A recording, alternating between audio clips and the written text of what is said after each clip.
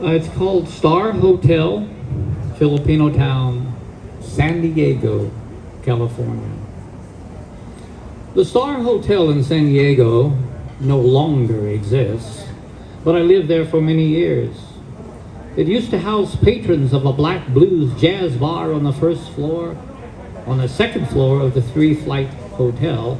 As a boy attempting to sleep, I would listen to the sounds of Nina Simone, Jackie Wilson, Della Reese, James Brown, Bo Diddley, and the Temptations. The Star Hotel was on 7th Avenue and Island Avenue.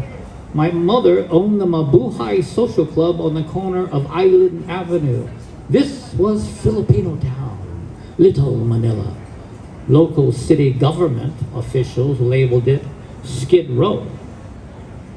Here, I did prep work in the PI Cafe, the initials for Philippine Cafe, ages 9 to 11 years old.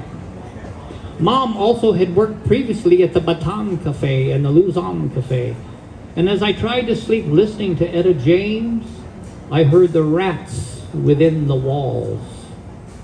Late night after closing the Mabuhay, Mom and I ate at the Nanking Chinese restaurant, which was just down the block. The Filipino Manongs, the old-timers, Papa Aquino, Jay Martinez, and Pablo M., smoked their Pell, Mel, Camel, and Chesterfield cigs, puffed on apple, billiard, bulldog, and calabash pipes, and chewed the tips of Imperial, Cheroots, and La Corona cigars. Filipino sailors, Arturo and Leon, were also gamblers, and they carried the .38 revolvers. Arturo's Navy sailor cuffs were embroidered with a Chinese dragon, and he donned a pin mustache like Clark Gable and greased his hair with an Elvis Presley pompadour. He controlled and graced the dance floors vulgarly, improvising his interpretation of the mambo and the cha-cha-cha.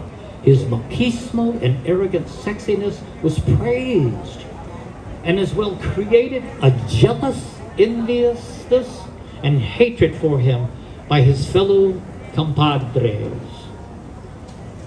Arturo was later shot down at a gambling joint for cheating. Leon, years later, gave me my first driving lesson in his black 57 Ford Fairlane.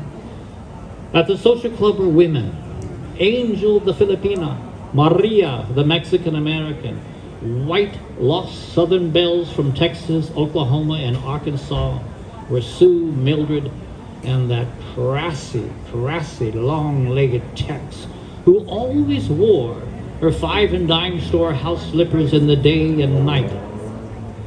My mom worked late, and she would place me in one of the bright orange and blue vinyl cafe booths, cover me with a traditional Native American horse blanket, which was a family heirloom, and I slept while she was closing up the Mabuhay after many nights of customers drunk, dancing, fighting, singing, grinding on the dance floor. Don't you know by Della Reese must have played several times. My mother's first name was Della, and here in the Mabuhay center stage on the dance floor as a kid, I imitated Elvis, John Wayne, Jimmy Stewart, Jack Benny, Ed Sullivan, Edward G. Robinson, Peter Lorre, Marlon Brando, and Betty Davis. And out on the dance floor, the sailors would throw me dollars, bills, and coins. For me, it was just another way of making some cheap cash to help my mother out. This last